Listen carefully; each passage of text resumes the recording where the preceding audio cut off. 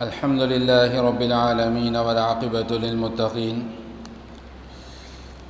والصلاة والسلام على سيد الأنبياء والمرسلين وعلى آله وأصحابه ومن تبعهم بإحسان إلى يوم الدين.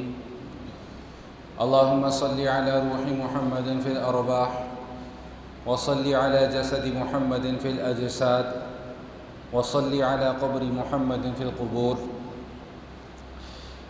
رب اشرح لي صدري ويسر لي أمري واحلل عقدة من لساني يفقهوا قولي. سبحان ربك رب العزة عما يصفون وسلام على المرسلين والحمد لله رب العالمين. واجب الاحترام حاضرین و سامعین، عبادت کا معنی یہ ہے کہ اللہ جل شانہ کے حکم کے سامنے ظاہری طور پر بھی اور باطنی طور پر بھی سر تسلیم خم کر دینا. جس وقت اللہ کا جو حکم جس انداز میں نازل ہو اس انداز میں اسی طریقے پر عمل کرنا یہ عبادت کہلاتا ہے. اللہ تعالیٰ نے ہمارے لیے عبادت کرنے کے مختلف طریقے مقرر فرما دیے ہیں.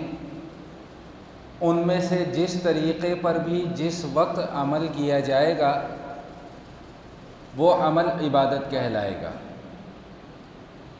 نماز کے وقت میں نماز پڑھنا یہ عبادت ہے. روزے کے دنوں میں روزہ رکھنا یہ عبادت ہے. حج کے ایام میں حج کرنا یہ عبادت ہے. قربانی کے ایام میں قربانی کرنا یہ عبادت ہے. قربانی اللہ تعالیٰ کی رضا اور اللہ تعالیٰ کی خوشنودی حاصل کرنے کا ایک ذریعہ ہے.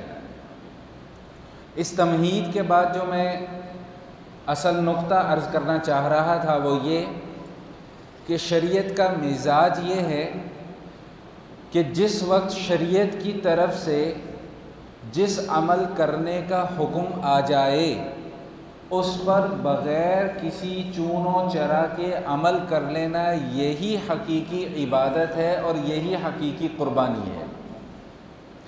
دن بھر کے 24 گھنٹوں میں سے 5 اوقات ایسے ہیں کہ جس میں ہمیں نماز پڑھنی ہے. فجر کا وقت ہمارے لیے متعین کر دیا، فجر کی رکعات بھی متعین کر دیں، بتلا دیا کہ 2 سنت ہیں 2 فرض ہیں.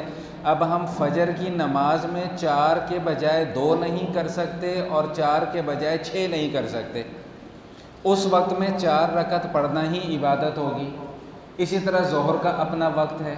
تو گویا کہ دن کے 24 گھنٹوں میں سے 5 اوقات اللہ تعالیٰ کے سامنے جھکنا، عاجزی کا اظہار کرنا یہ عبادت ہے.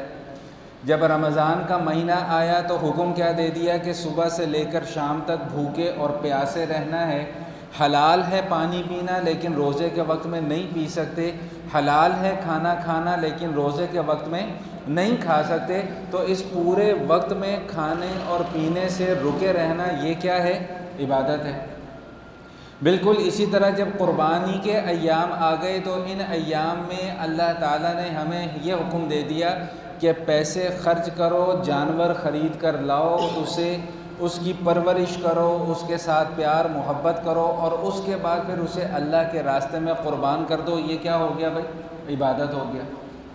اور یہ بات میں تقریباً ہر سال ہر نشست میں یہ عرض کیا کرتا ہوں کہ قربانی کی تاریخ بھی اتنی ہی قدیم ہے جتنی کہ خود انسانیت کی تاریخ ہے. ہم اگر یہ سمجھتے ہیں کہ یہ شاید قربانی کا حکم ہمارے لیے نازل ہوا، آج سے پہلے یہ حکم نہیں تھا، تو یہ ہماری غلط فہمی ہے. اذ قربا قربانا فتقبل من احدهما ولم يتقبل من الاخر. قربانی کی تاریخ اسی دن شروع ہو گئی جس دن اللہ نے انسان کی تخلیق فرمائی. قرآن کریم میں اس واقعے کا تذکرہ موجود ہے کہ ایک قربانی حابیل نے کی آدم علیہ السلام کے بیٹے، ایک قربانی قابیل نے کی آدم علیہ السلام کے بیٹے. حابیل کی قربانی کو قبول کر لیا گیا، قابیل کی قربانی کو رد کر دیا گیا. جس طرح قربانی کرنے کا تصور روز اول سے موجود ہے، بالکل اسی طرح قربانی قبول ہوتی ہے یا نہیں قبول ہوتی، اس کا تصور بھی روز اول سے موجود ہے۔ اور پھر ایک دوسرے موقع پہ یہ بات بھی ارشاد فرما دی کہ وَلِكُلِّ أُمَّةٍ جَعَلْنَا مَنْسَكًا، ہم نے ہر امت کے لیے قربانی کرنے کا ایک طریقہ مقرر کر دیا ہے۔ میں نے ابھی گزشتہ جمعے میں بھی یہ بات عرض کی تھی کہ پہلی امتوں میں یہ ہوتا تھا کہ ایک چبوترے پر جو لوگوں نے صدقہ خیرات قربانیاں کی ہوتی تھی، وہ ایک چبوترے پر جمع کر دیا جاتا تھا، آسمان سے آگ آتی تھی، جس کی قربانی قبول ہوتی تھی اس کی قربانی کو وہ آگ جلا کر بھسم کر دیتی تھی، اور جس کی قربانی قبول نہیں ہوتی تھی اس کو آگ چھوتی تک نہیں تھی۔ یہ گزشتہ امتوں میں اللہ تعالیٰ کی طرف سے قبولیت کے فیصلے لوگوں کی آنکھوں کے سامنے ہو جایا کرتے تھے، لیکن میں ہمیشہ یہ بات عرض کرتا ہوں کہ اس امت پر اللہ تعالیٰ نے یہ کرم فرمایا ہے، یہ رحم فرمایا ہے کہ میرا کوئی عمل قبول ہوا ہے یا نہیں قبول ہوا، اس کا فیصلہ اللہ نے لوگوں کے سامنے نہیں کیا، اس کا فیصلہ اللہ نے پوشیدہ کر دیا ہے، میرے نامہ اعمال میں لکھ دیا ہے کہ میرا یہ عمل قابل قبول ہے یا نہیں ہے۔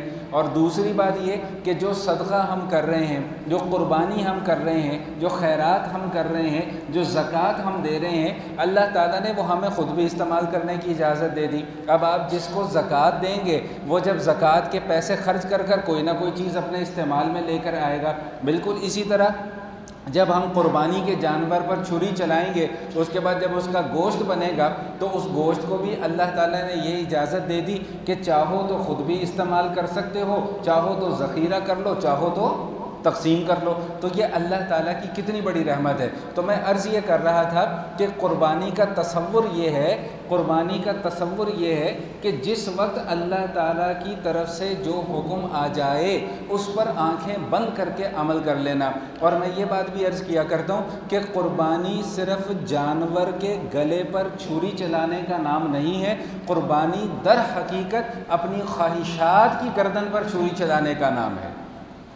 ابراہیم علیہ السلام ہے، 90-95 برس کی عمر ہے، بڑھاپے کی حالت میں ہے، اس وقت اللہ سے دعا کر رہے ہیں کہ اللہ میاں بیٹا دے دے، اللہ بیٹا بھی دے دیتے ہیں، اور جب وہ بیٹا 11-12 برس کی عمر کو پہنچتا ہے تو پھر وہی اللہ جس نے پہلے بیٹا دیا، وہی اللہ اب حکم کیا دے رہا ہے کہ بھائی اس بیٹے کی گردن پر چھری چلاؤ، وہی اللہ حکم دے رہا ہے۔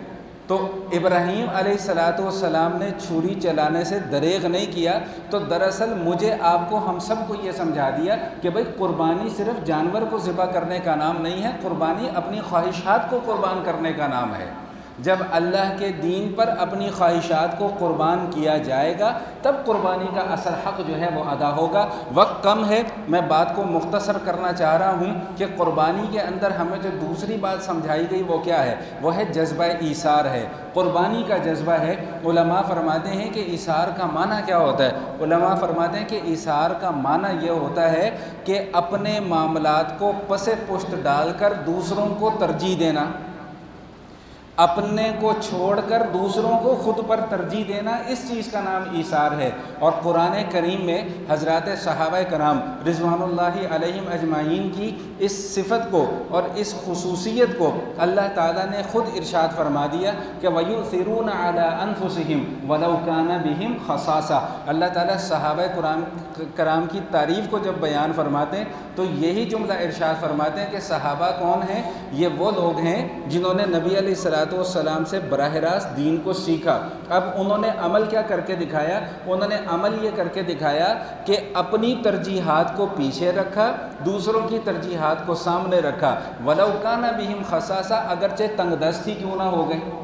علماء فرماتے ہیں حدیث کی کتابوں کے اندر اس آیت کے ضمن میں ایک واقعہ لکھا ہوا ہے کہ حضرت ابو ہریرہ رضی اللہ تعالیٰ عنہ راوی ہیں، وہ فرماتے ہیں کہ نبی علیہ السلام کی خدمت میں ایک شخص آیا اور آ کر کہنے لگے کہ یا رسول اللہ میں بھوکا ہوں، مجھے کچھ کھانے کو عطا فرما دیجیے۔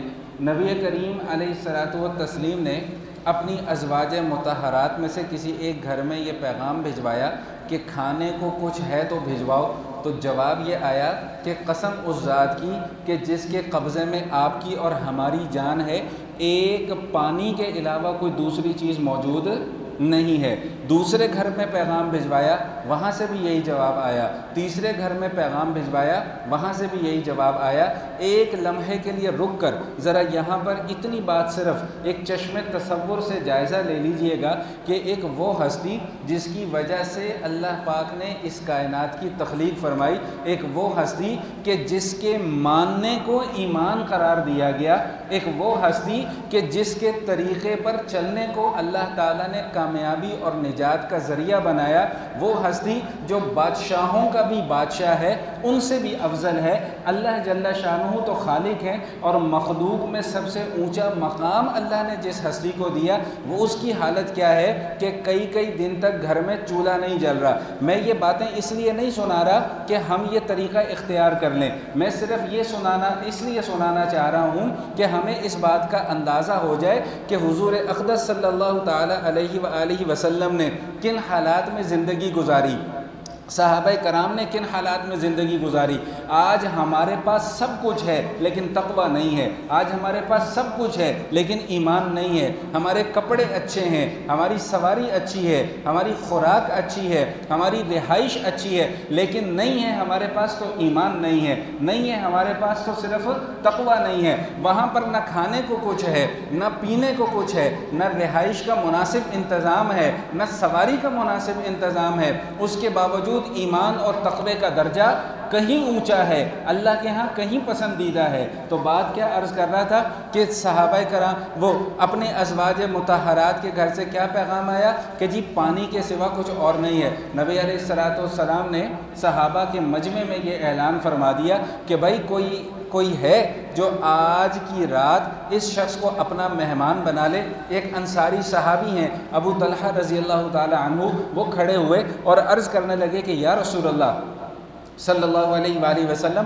میں آج ان کو اپنا مہمان بنا لوں گا، میں آج ان کو اپنا مہمان بنا لوں گا، اور ان کو لے کر اپنے گھر آ گئے۔ جب گھر آئے تو اہلیہ کے پاس گئے اور جا کر پوچھا کہ بھائی کھانے کو کچھ رکھا ہوا ہے؟ تو اہلیہ بھی چونکہ صحابیہ تھی، نبی علیہ السلام کی تربیت یافتہ تھی، فرمانے لگی کہ جناب صرف بچوں کے کھانے کے لیے کچھ رکھا ہوا ہے، اس کے علاوہ گھر میں کھانے کو کچھ موجود نہیں ہے۔ تو وہ صحابی ابو طلحہ رضی اللہ تعالیٰ عنہ فرمانے لگے کہ آپ ایسا کرو کہ بچوں کو بہلا پھسلا کر سلا دو، اور جب مہمان کھانا کھانے بیٹھ جائیں اور ہم بھی کھانا کھانے بیٹھ جائیں تو تم کسی بہانے سے اٹھنا اور چراغ بجھا دینا، مہمان کھانا کھاتا رہے گا اور ہم صرف ساتھ منہ چلاتے رہیں گے، مہمان یہ سمجھے گا کہ ہم نے بھی ان کے ساتھ کھانا کھا لیا۔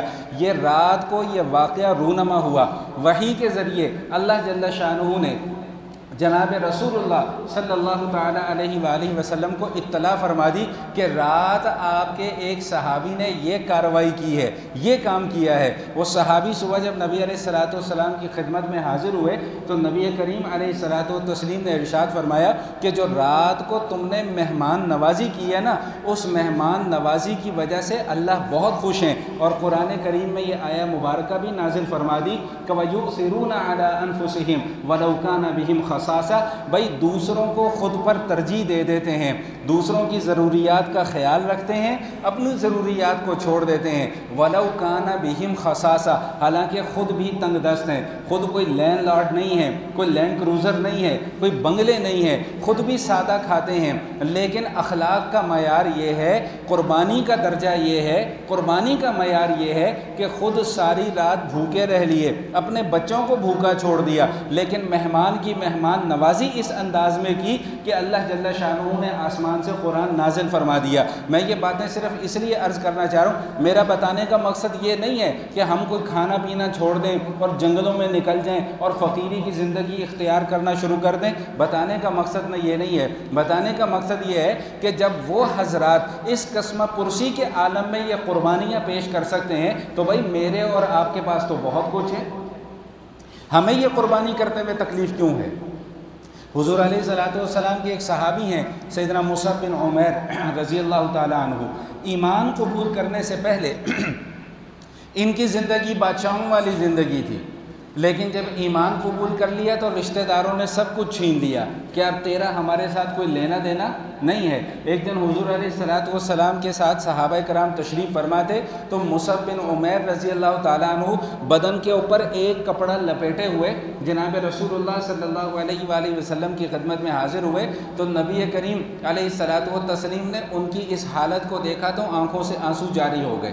پہلے والی زندگی یاد آ گئی کہ کیا بادشاہوں والی زندگی تھی، کیا شاہانہ مزاج تھا، مہنگا ترین کپڑا استعمال کرتے تھے، قیمتی خوشبو استعمال کیا کرتے تھے، لیکن ایمان قبول کرنے کے بعد آج کیفیت یہ ہے کہ بدن کو چھپانے کے لیے، سطر کو چھپانے کے لیے لباس نہیں ہے۔ تو نبی علیہ الصلوۃ والسلام کی آنکھوں سے آنسو جاری ہو گئے۔ تو حضرات صحابہ کرام رضوان اللہ علیہم اجمعین کو نبی کریم علیہ الصلوۃ والتسلیم نے ارشاد فرمایا کہ اس وقت تمہاری کیا کیفیت ہوگی، اس وقت تمہاری کیا حالت ہوگی کہ جب صبح کے وقت میں تم ایک جوڑا پہنا کرو گے، شام کے وقت میں تم دوسرا جوڑا پہن لیا کرو گے۔ فرمایا کہ اس وقت تمہاری کیا حالت ہوگی کہ تمہارے دسترخوان پر ایک سالن کا پیالہ لایا جائے گا، دوسرا سالن کا پیالہ اٹھا لیا جائے گا، یعنی کھانے کی اتنی فراوانی ہوگی، کپڑے کی اتنی فراوانی ہوگی۔ تو صحابہ کرام رضوان اللہ علیہم اجمعین عرض کرنے لگے کہ یا رسول اللہ وہ وقت تو پھر بڑا ہی اچھا ہوگا،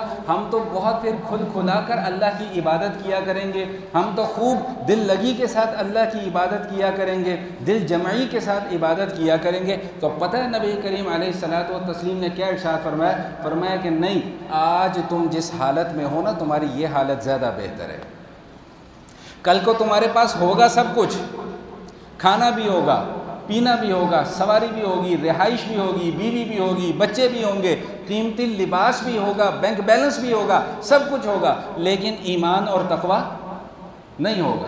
آج کچھ نہیں ہے لیکن ایمان بھی موجود ہے، تقویٰ بھی موجود ہے۔ حدیث شریف میں آتا ہے کہ ایک صحابی کے گھر پہ کسی دوسرے صحابی نے ایک ہدیہ بھیجا، اور ہدیہ کیا بھیجا؟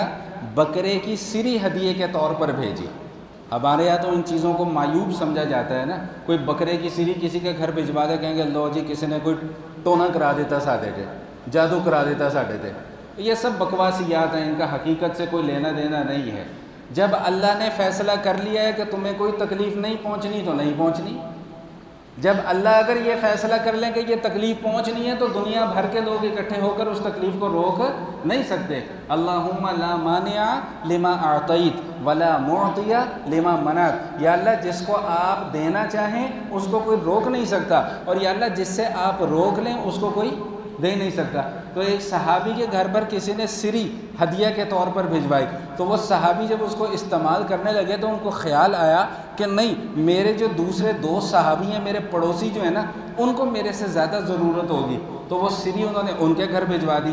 جب ان کے گھر بھیجی تو انہوں نے کہا کہ نہیں، میرے سے زیادہ میرا جو آگے والا پڑوسی ہے اس کو زیادہ ضرورت ہے، انہوں نے ان کے گھر بھجوا دی۔ حدیث کی کتابوں میں لکھا ہے کہ وہ 7 گھروں میں سے وہ سری گھوم پھر کر پھر دوبارہ اسی پہلے صحابی کے گھر واپس آ گئی۔ بتانے کا مقصد صرف اور صرف یہ تھا کہ آج جب جانور کو قربان کریں تو جانور کو قربان کرنے کے ساتھ ساتھ اپنی ان خواہشات کو بھی قربان کرنا پڑے گا، اپنی ناجائز خواہشات کی گردن پر بھی چھری چلانی پڑے گی۔ جائز خواہشات کو کمانا یا جائز خواہشات کو حاصل کرنا ہمارا دین اس سے منع نہیں کرتا۔ لوگ یہ نہ سمجھیں کہ مولوی صاحب آج یہ بتا رہے ہیں کہ جی دنیا کمانی نہیں، دنیا کھانی نہیں، سب کچھ چھوڑو جنگلوں میں نکل جاؤ۔ بھائی میرے استاد نے اپنے استاد سے پوچھا کہ حضرت ذرا یہ تو بتا دیجئے کہ دنیا کی محبت آخر ہے کس چڑیا کا نام؟ تو حضرت جی نے بڑے ہی خوبصورت الفاظ میں 2 لفظوں میں بات سمجھا دی۔ فرمایا کہ دنیا ناجائز طریقے سے کمانا یہ دنیا کی محبت ہے، جائز طریقے سے دنیا کمانا کوئی دنیا کی محبت نہیں ہے، بلکہ اس کے اوپر تو حدیث میں آیا کہ حلال کی روزی سے جو شخص اپنے بیوی اور بچوں کے منہ میں ایک نوالا بھی ڈالتا ہے، ہر نوالے کے بدلے اللہ صدقے کا ثواب عطا فرماتے ہیں۔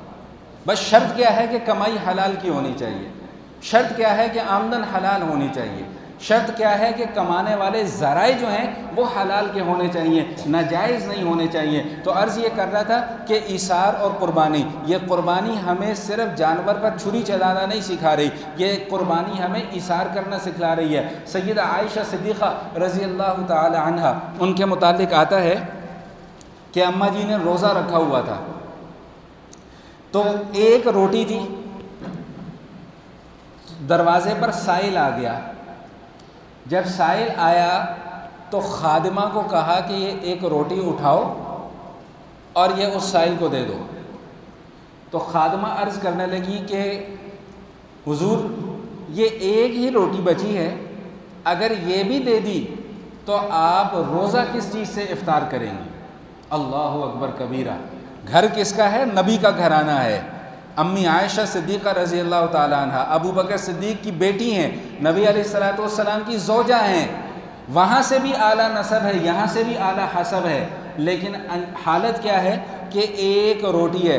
تو خادمہ کو فرماتی ہیں کہ تم سائل کو دے دو، اللہ ہمارے لیے انتظام کر دے گا۔ کتابوں کے اندر لکھا ہے کہ شام سے پہلے پہلے ایک گھر سے ہدیہ آ گیا، اور ہدیہ کیا آیا کہ بھنا ہوا بکرے کی دستی جو تھی وہ بھنی ہوئی کسی نے بھجوائی، اور ساتھ روٹیاں بھی بھجوا دی۔ تو سیدہ عائشہ صدیقہ رضی اللہ تعالی عنہ نے اپنی خادمہ کو فرمایا کہ لو یہ کھا لو، یہ تمہاری روٹی سے زیادہ بہتر ہے۔ تو بتانے کا مقصد کیا تھا کہ جب آپ اللہ تعالیٰ کے ساتھ کمٹمنٹ کر لیتے ہیں، جب اللہ تعالیٰ کے ساتھ ایک معاہدہ کر لیتے ہیں کہ یا اللہ یہ آپ ہی کا دیا ہوا مال ہے، اور آپ کے دیے ہوئے مال میں سے آپ کے حکم کے مطابق آپ کے ہی راستے میں میں خرچ کرنا چاہ رہا ہوں، تو پھر اللہ تعالیٰ اس کا ریٹرن بہت جلدی عطا فرما دیتے ہیں۔ مثل الذین ينفقون اموالهم فی سبیل اللہ کمثل حبۃ انبتت سبع سنابل فی کل سنبلۃ مئۃ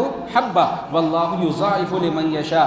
قرآن کریم کی آیہ مبارکہ سے معلوم یہ ہوتا ہے کہ جب اللہ کے راستے میں کوئی 1 روپیہ خرچ کرتا ہے نا، تو اللہ اس کا ریٹرن 700 کی صورت میں عطا فرماتے ہیں۔ اور میں ہمیشہ یہ عرض کیا کرتا ہوں کہ یہ 7 ہو یا 70 ہو یا 700 ہو یا 7000 ہو یا 7 لاکھ ہو یا 7 کروڑ ہو، یہ گنتی تو اللہ تعالیٰ نے مجھے اور آپ کو سمجھانے کے لیے رکھی ہے، لیکن حقیقت میں کیا ارشاد فرما دیا کہ واللہ یضاعف لمن یشاء، اللہ جس کے لیے چاہے اس کو دگنا چوگنا جتنا چاہے۔ اللہ کے خزانوں میں تو کوئی ثواب کی کمی نہیں ہے، اللہ کے خزانوں میں تو کوئی مال کی بھی کمی نہیں ہے۔ اللہ کے راستے میں 100 روپیہ خرچ کرو، اللہ چاہے تو 1000 دے دیں، اللہ چاہے تو لاکھ دے دیں، اللہ چاہے تو 1 کروڑ دے دیں، اللہ چاہے تو 1 ارب دے دیں۔ اللہ کے خزانوں میں تو کسی چیز کی کوئی کمی نہیں ہے۔ تو بات کہاں سے شروع کی تھی کہ بھائی قربانی بھائی اللہ تعالیٰ کی عبادت کا ایک ذریعہ ہے، اللہ کا قرب حاصل کرنے کا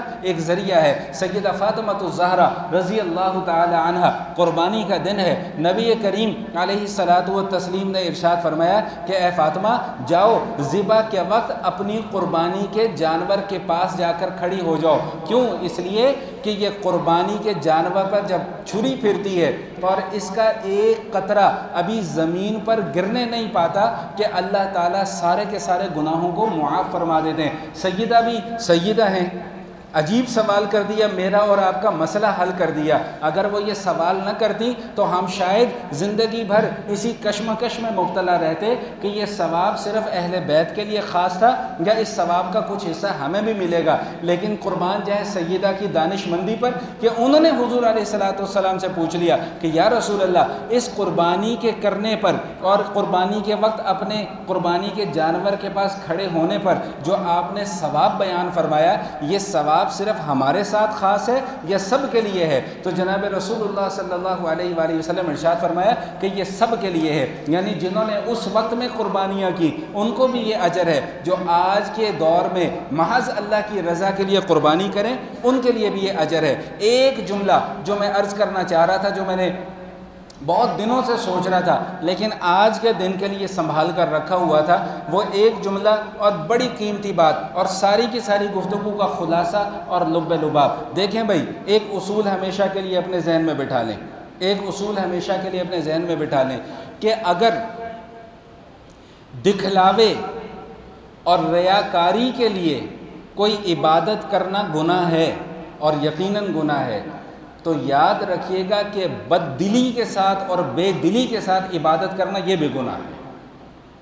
میرا خیال ہے جملہ میرا سمجھ میں نہیں آیا کہ دکھلاوے کے لیے اگر کوئی عبادت کی ہے، کوئی عمل کیا ہے کہ لوگ دیکھیں جی حاجی صاحب، لوگ دیکھیں جی نمازی صاحب، لوگ دیکھیں جی میں 5 لاکھ کی قربانی لے کر آیا، لوگ دیکھیں جی میں 10 لاکھ کی قربانی لے کر آیا، اگر تو لوگوں کو دکھانے کے لیے عمل کرنا یہ گناہ ہے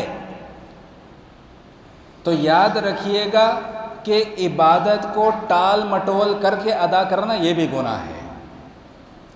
اللہ تعالیٰ قرآن کریم میں ارشاد فرما رہے ہیں لن تنالوا البر حتى تنفقوا مما تحبون، اس وقت تک تمہارا کوئی بھی عمل نیکی کہلانے کے لائق نہیں ہے جب تک کہ تم اپنی سب سے زیادہ محبوب چیز اللہ کے راستے میں قربان نہ کر دو۔ میرا یہ جو بات کرنے کا مقصد تھا وہ یہ تھا، دیکھیں اس وقت جو حالات ہیں وہ سب کے سامنے ہیں، لیکن الحمدللہ ثم الحمدللہ ثم الحمدللہ میں یہ کہا کرتا ہوں کہ ہم لاکھوں کروڑوں لوگوں سے پھر بھی بہتر ہیں، لاکھوں کروڑوں لوگوں سے ہم پھر بھی بہتر ہیں۔ کم از کم اللہ تعالیٰ نے رہنے کے لیے ایک پکی چھت تو دی ہوئی ہے، کم از کم چلنے پھرنے کے لیے سواری تو موجود ہے، چلو سواری نہ ہو اللہ پاک نے ٹانگیں تو سلامت رکھی ہوئی ہیں، کم از کم کھانے پینے کے لیے ہاتھ تو سلامت رکھے ہوئے ہیں۔ میں ویسے ایک بات عرض کر رہا ہوں، 2 دن سے میرے منہ کے اندر نا چھوٹے چھوٹے سے دانے بنے ہوئے، یقین مانے مجھے اس وقت مجھ سے بولا نہیں جا رہا، لیکن اب احساس ہو رہا ہے کہ یہ کتنی بڑی اللہ تعالیٰ کی نعمت ہے۔ چھالے نکلے ہوئے منہ کے اندر، بولا نہیں جا رہا، نہ کچھ کھایا جا رہا ہے نہ کچھ پیا جا رہا ہے۔ اب نعمت کا احساس ہوا کہ اللہ اکبر کبیرہ، وہ جو روٹی کا ایک نوالا ہم چبا چبا کر کھاتے ہیں اور جب وہ چبا چبا کر کھا کر ہم اپنے معدے میں لے کے جاتے ہیں تو وہ کھانا کس طرح ہضم ہوتا ہے اور کس طرح طبیعت میں حشاشیت آ جاتی ہے۔ جب کھانا بغیر چبائے کھاتے ہیں تو اس وقت کیا کیفیت ہوتی ہے، ڈاکٹر صاحب تشریف فرمائے، میری بات کی انشاءاللہ وہ تائید بھی کریں گے۔ تو بات میں کیا سمجھانے کی کوشش کر رہا تھا کہ بھائی جس طرح دکھلاوے کے لیے عبادت کرنا یہ گناہ ہے، بالکل اسی طرح ٹال مٹول کر کے عبادت کرنا یہ بھی گناہ ہے۔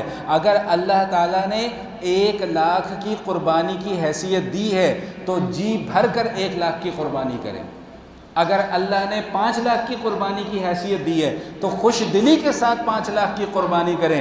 اگر اللہ پاک نے 30,000 روپے کی ایک حصہ ڈالنے کی حیثیت دی ہے تو حصہ ڈالنے میں بھی ٹال مٹول نہ کریں، یہ نہ تلاش کریں کہ یار ویکھو پتہ کرو کتنے 10,000 دا حصہ لب جائے، ویکھو پتہ کرو کتنے 5,000 دا حصہ لب جائے۔ بھائی اللہ کا قرآن کیا کہہ رہا ہے، لن تنالوا البر حتى تنفقوا مما تحبون، اس وقت تک تمہاری نیکی نیکی نہیں ہے جب تک کہ تم سب سے زیادہ اپنی پسندیدہ اور سب سے زیادہ اپنی محبوب چیز اللہ تعالیٰ کے راستے میں قربان نہیں کر دیتے۔ ابراہیم علیہ السلام نے بھی ہمیں یہی درس دیا کہ اپنا سب سے پیارا، اپنا محبوب بیٹا، اپنی اولاد اولاد اولاد سوچنے میں اور کہنے کے لیے اور بولنے کے لیے یہ باتیں کرنا آسان ہیں، لیکن پریکٹیکل میں یہ کام کرنا بہت مشکل ہے کہ اپنی اولاد ہے، سگی اولاد ہے، اپنا خون ہے، منتوں مرادوں سے مانا ہوا خون ہے، 95 برس کی عمر میں اللہ پاک نے بیٹا دیا، 10 برس کے بعد کیا حکم آ رہا ہے کہ بھئی اسی بیٹے کو زمین پر لٹاؤ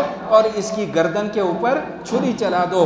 یہ ہے وہ فلسفہ، یہ ہے وہ قربانی، لن تنالوا البر حتى تنفقوا مما تحبون، یہ ہے وہ قربانی جس کے متعلق اللہ خود قرآن میں ارشاد فرما رہے ہیں لن ينال الله لحومها ولا دماؤها ولكن يناله التقوى منكم۔ بھئی قربانی کے گوشت کی اللہ کو ضرورت نہیں ہے، قربانی کے خون کی اللہ کو ضرورت نہیں ہے، قربانی کی کھالوں کی اللہ کو ضرورت نہیں ہے۔ تو یا اللہ پھر ہم سے یہ سارا کا سارا کشٹ کرواتے کیوں ہیں، یہ محنت کرواتے کیوں ہیں؟ اللہ فرما رہے کہ وَلَٰكِن يَنَالُهُ التَّقْوَىٰ مِنكُمْ، دیکھنا یہ چاہتے ہیں کہ تمہارے دلوں کے اندر تقویٰ کتنا ہے، دیکھنا یہ چاہتے ہیں کہ تمہارے دلوں کے اندر ایمان کتنا ہے۔ آج کی نشست کے حوالے سے بس یہی ٹوٹی پھوٹی اور بے ربط سی گفتگو تھی۔